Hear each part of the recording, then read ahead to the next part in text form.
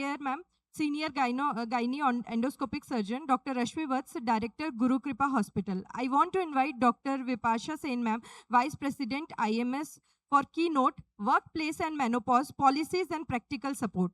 I want to request chairpersons to introduce our speaker.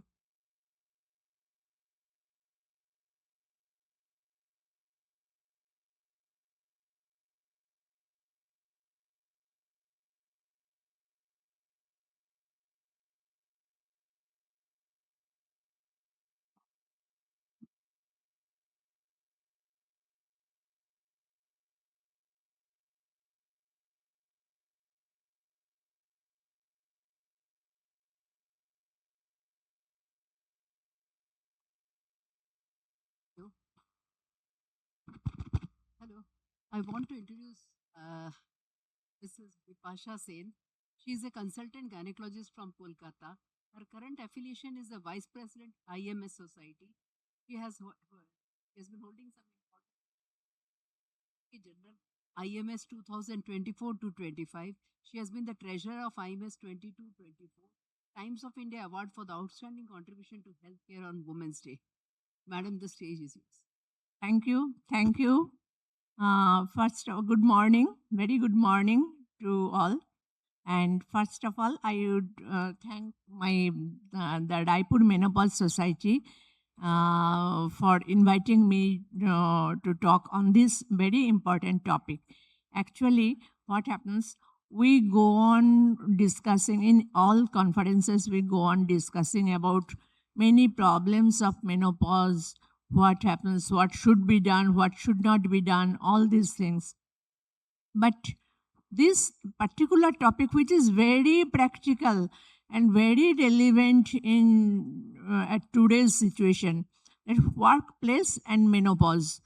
We almost all of us are working women, not only doctors, in every profession, in every corner of the country, every corner of the world. And how do they cope with the menopausal symptoms and what should be done, what should not be done? I would try to highlight in the brief period. We all know that menopause is a reproductive milestone, making the beginning of a new psychological era in each woman's life. The narrative of menopause is highly autobiographic, and every woman has her own individual need for care.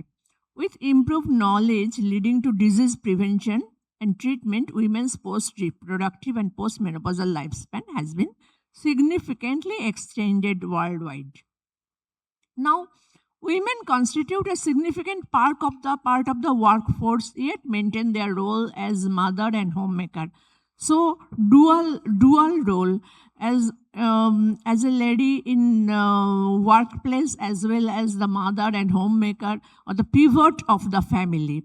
So, and rising female labor force participation has been one of the most remarkable economic development of the last century that started just after World War II.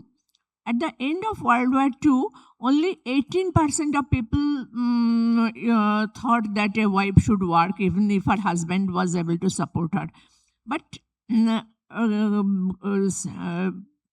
later time, female labor supply started increasing gradually increasing alongside changing social norms, that people's approval of married women working and women's own ambition of becoming economically independent. That economic independence is the main reason behind the working of women.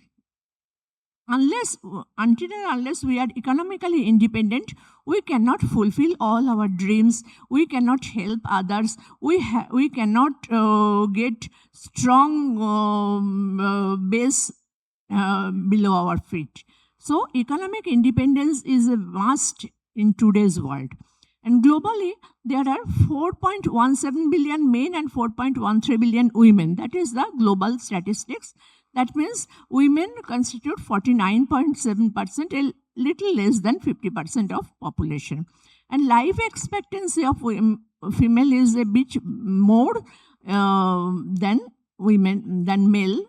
So globally, more than 1 billion women are experiencing perimenopause right now, which will be 1.2 billion at the end of 2030, adding 47 million new women entering this phase every year.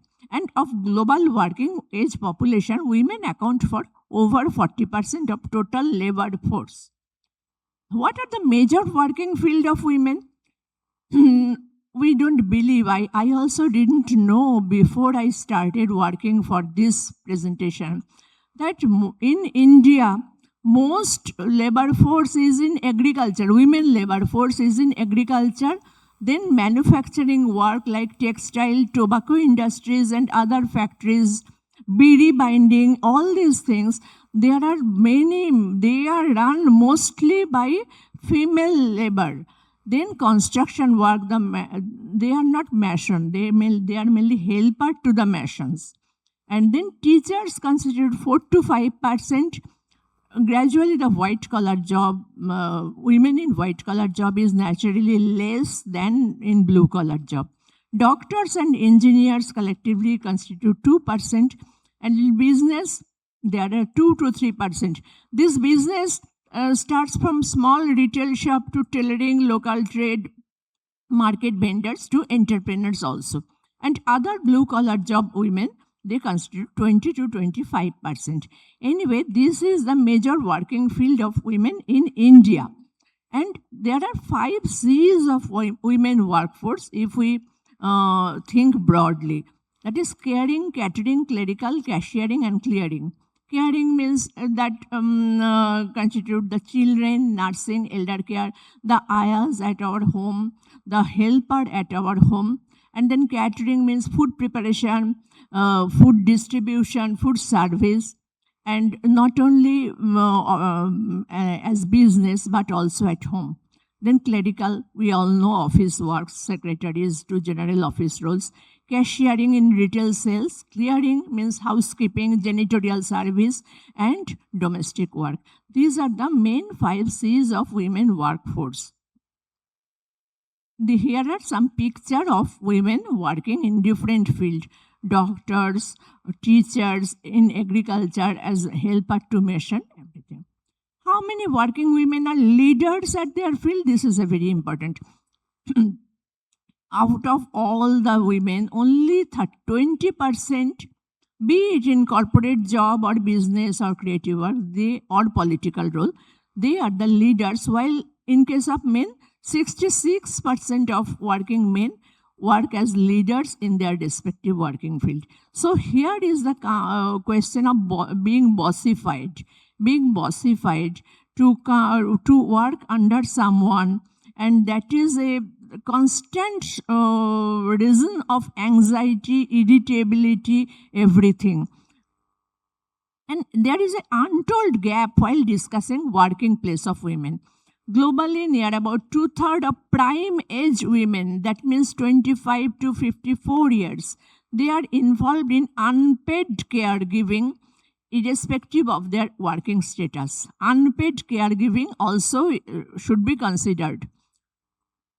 Although they are working at office, they are doing business, anything, they have to do unpaid caregiving service somewhere.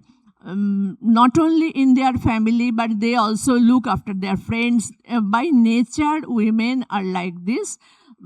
Beyond their working, paid service, they look into other unpaid caregiving service. While women spend average 3 to 6 hours on unpaid work, men spend between 30 minutes to 3 hours. This is not my statistics. Data sources, United Nations Statistics Division. So here is the untold gap.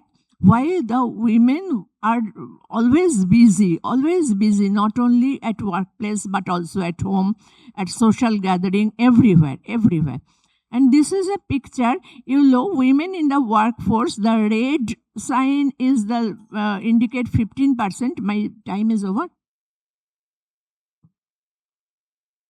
1 minute, okay. Red means